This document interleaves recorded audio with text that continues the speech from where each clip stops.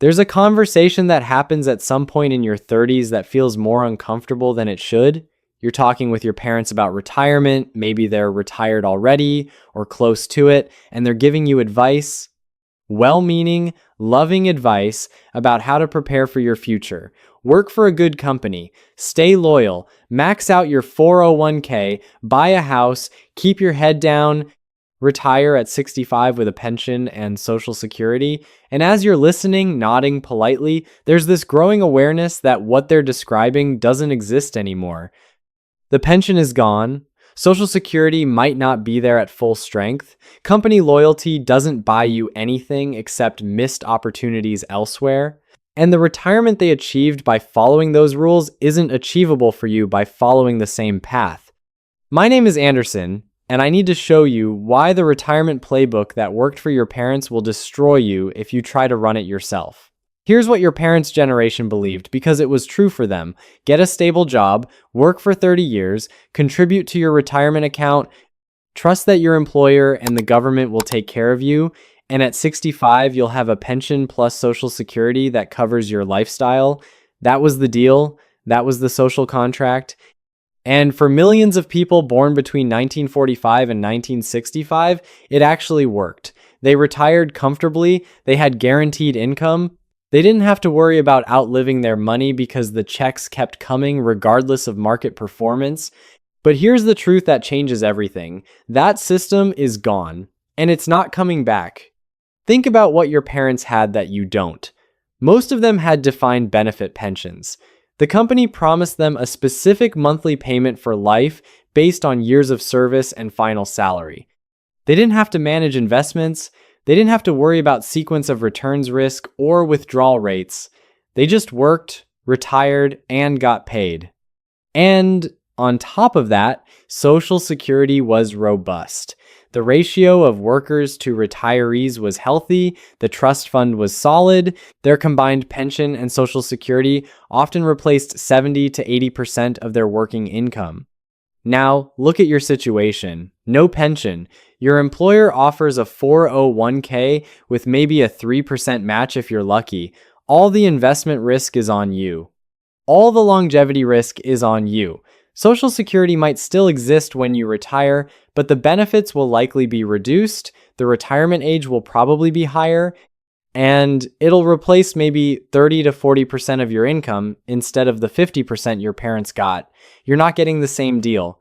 You're getting a fundamentally different, much worse arrangement, and if you follow their advice designed for their system, you'll reach 65 woefully unprepared. Here's the invisible threshold your parents crossed that you won't. They entered a labor market where employer loyalty was rewarded with job security and retirement benefits.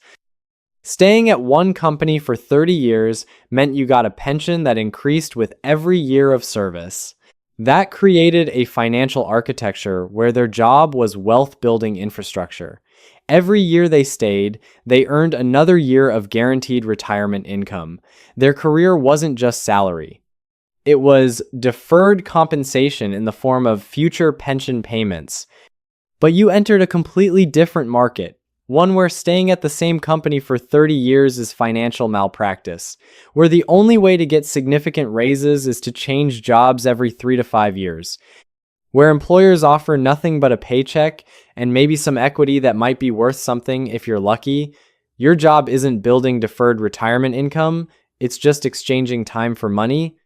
And if you follow your parents' advice to stay loyal and max your 401k, you'll reach retirement with maybe $800,000 if you're disciplined, which at a 4% withdrawal rate gives you $32,000 a year, not even close to what they had. Let me show you the math that makes this visceral. Your dad worked for the same company from 25 to 60, 35 years. His final salary was $80,000. His pension formula was 2% times years of service times final salary. That's 70% of $80,000, $56,000 a year for life, adjusted for inflation, plus Social Security of maybe $24,000, total retirement income, $80,000 a year without touching principal. He replaced his entire working income. Now you. You work from 25 to 60, but you change jobs 6 times to keep your salary growing. You max your 401k for 35 years at the current limit. With employer match and 7% average returns, you end up with about $1.4 million at 60. Sounds good until you realize that at a 4% safe withdrawal rate, that's $56,000 a year. Add Social Security at a reduced benefit, maybe $18,000. Total, $74,000. You saved aggressively for 35 years and you're replacing maybe 60% of your income. Your dad, who just showed up and stayed loyal, replaced 100%. Same effort, completely different outcome. Because the system changed underneath you. Here's the psychological transformation that has to happen for you to survive this new reality. You have to stop thinking like an employee and start thinking like a business owner. Your parents could afford to think like employees because their employers functioned as paternalistic institutions that took care of them, but your employers are just counterparties in a transaction. They pay you for work. That's it. No loyalty, no long-term care, no retirement security, so you can't outsource your financial future to them or to the government. You have to build it yourself. And that requires a completely different approach than your parents took. They could passively contribute to a 401k and trust the pension would handle the rest. You have to actively build multiple income streams. You have to invest outside of retirement accounts. You have to create systems that generate cash flow independent of your labor. Because if your entire retirement plan is save a lot and hope the market cooperates, you're going to run out of money in your 70s. Let me show you what this looks like in practice. Your parents' strategy: max the 401k, buy a house, pay it off by retirement, rely on pension and Social Security. Minimal active management required. Your strategy has to be more sophisticated. Max the 401k, yes, but also build a taxable investment account. Also, invest in cash flowing assets like rental properties or dividend focused portfolios. Also, create optionality through skills that can generate income in semi-retirement. Also, plan for a longer working life, not because you have to, but because you're structuring it to be sustainable and profitable on your terms. Your parents could stop completely at 65 and be fine.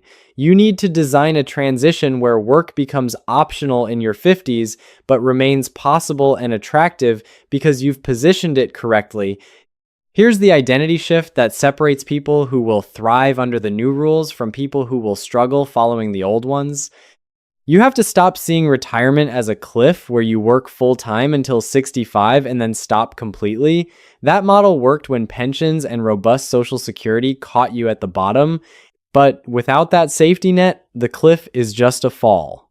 You need to see retirement as a gradual transition where you shift from high-stress full-time work to lower-stress flexible work, to occasional work, to no work, and you fund each phase differently. Phase 1, 40s and 50s, maximize earnings, minimize lifestyle inflation, build assets aggressively. Phase 2, late 50s to mid 60s, transition to consulting or part-time work in your field, live partially off investments, let the portfolio continue growing. Phase 3, mid 60s to 70s, work becomes truly optional, live off investment income and delayed Social Security. Enjoy the flexibility you built. That's the new model. And it works because you're not trying to replace a pension that doesn't exist. You're creating a system that functions across different phases. Here's where opportunities look completely different based on whether you're following your parents' model or building your own.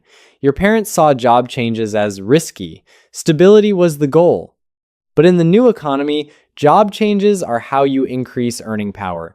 Each strategic move at the right time can boost your salary 10 to 20%. Over a career that compounds into hundreds of thousands in additional earnings and retirement contributions, same work, different approach, massive wealth difference. Or consider side income. Your parents would have seen it as disloyal to the employer or unnecessary if you had a good job.